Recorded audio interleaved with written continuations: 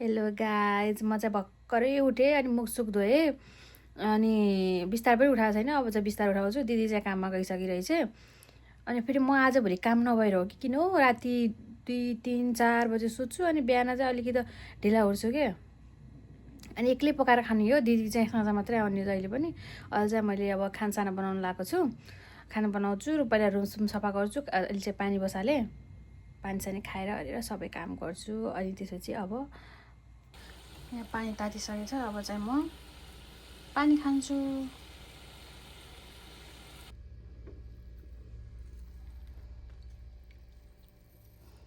कागती निचारेर पनि हाल्नु पर्यो।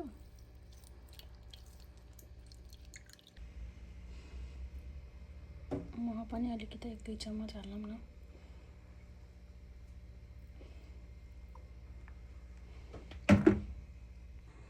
म त बिस्तारै सिस्तारा पनि उठाएर आएर सबै पानी खान लाग्छु।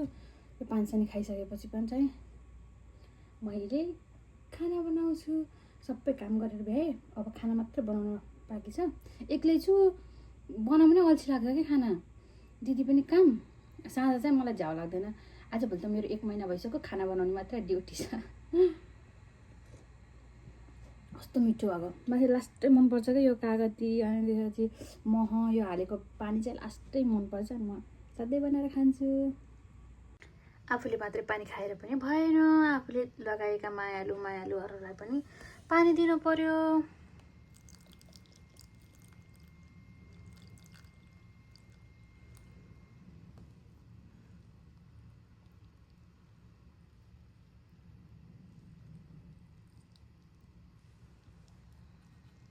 यो त धेरै भइसक्यो। पोहोर साल मैले लक्ष्मी पूजाको दिन ल्याएको थिएँ। तर यो खै किन त्यस्तो बढ्ने खाले रहेन रहेछ कि क्या हो।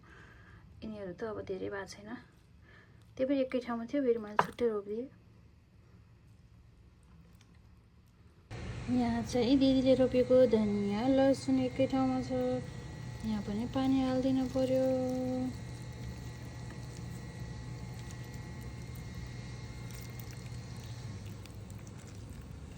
मेरो दिदीलाई फेरि यस्तो रोप्न खुब रहर लाग्छ कि।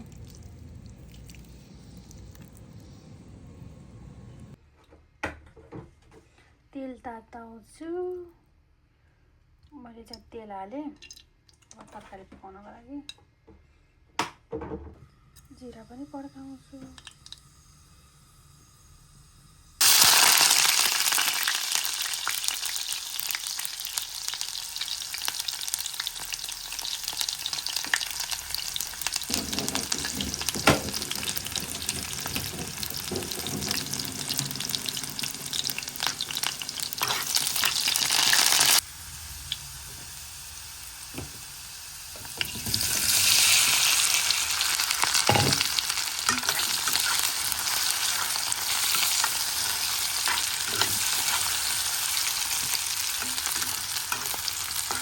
आलु हालेर चलाउँदैछु। अनि त्यसपछि गरम मसला हाल्छु। फ्रिजमा दही राखे जस्तो लागेको थियो, तर भ्याइएको रहेछ हिजो साँझ नै। अब रोटी पकाउँदा के दही बिना रोटी खानु त भनेर फेरि पसलमा लिन जान लाग्छु। धेरै टाढा छैन, नजिकै छ। त्यही भएर रोटी पकाएँ, तरकारी पनि पकाएँ। अनि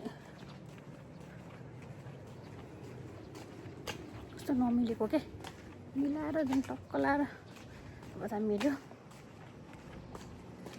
अब म एकैछिनमा पसल पुग्छु अनि दही किनेर आउँछु। अनि त्यसपछि रुममा बस्दा पनि वाक्क लागेको थियो नि त मलाई। एकैछिन बाहिर निक्लेपछि नि आनन्द पनि फिल हुन्छ। आकाशमा पेलिन उडेको देख्दा नि कस्तो घरको याद आउँछ मलाई त।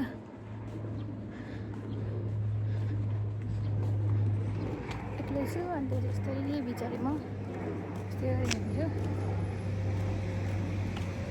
मान्छेहरू देखेको चाहिँ म लाज मान्दिनँ क्या। पहिला त लास्टै लाज मान्थेँ। मान्छेहरू देखेपछि आजभोलि चाहिँ खासै लाज मान्दैन।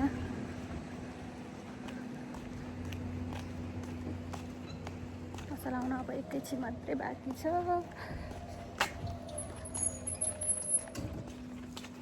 कसमास पुगिसकेको छु। म चाहिँ पसल पुगिसकेँ। अब म दही भएको ठाउँमा जान्छु। त्यसपछि सामानहरू लिन्छु।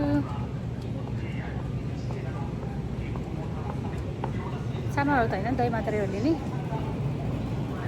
फेरि अब धेरै मान्छेहरू हुन्छ नि त त्यही भएर किन देखाउनेहरूलाई भनेर दही रहेछ त्यहाँ चाहिँ यहाँ अलिक धेरै खानेकुराहरू छन् म चाहिँ कुन दही लैजाऊँ भनेर कन्फ्युजमा छु क्या यो दही लैजानु पऱ्यो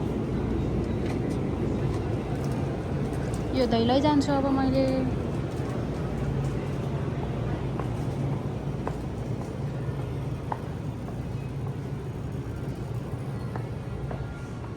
यहाँ चाहिँ केही पनि लैजानु अरू लानु सामान पनि छैन एक दही मात्रै लिन आएको अरू त्यही नजिकै छ आइहाल्छु नि म पसल सामान पनि किनिसकेँ मैले अब चाहिँ म रुम जान्छु म त आजभोलि लास्टै कमजोरी भएको छु कि क्या हो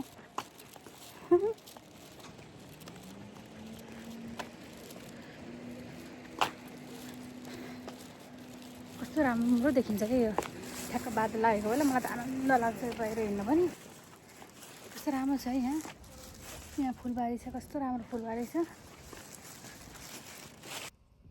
यो चाहिँ आजको मेरो खाना हो म चाहिँ खाना खान्छु अब सबै रेडी भइसक्यो खाना खान्छु त मुखबाट पानी आइसक्यो छिटो खाना मलाई कति मिठो अहिले आफूले बनाएको खाना लास्टै मनपर्छ जोसुकै जे भने पनि जसलाई पनि सायद आफूले बनाएको खाना चाहिँ लास्टै मनपर्छ होला है मलाई चाहिँ लास्टै मनपर्छ गाइज अब हामीहरू चाहिँ अर्को भिडियोमा भेटौँला यस्तै मिठो मिठो परिकार ल्याएर बाई बाई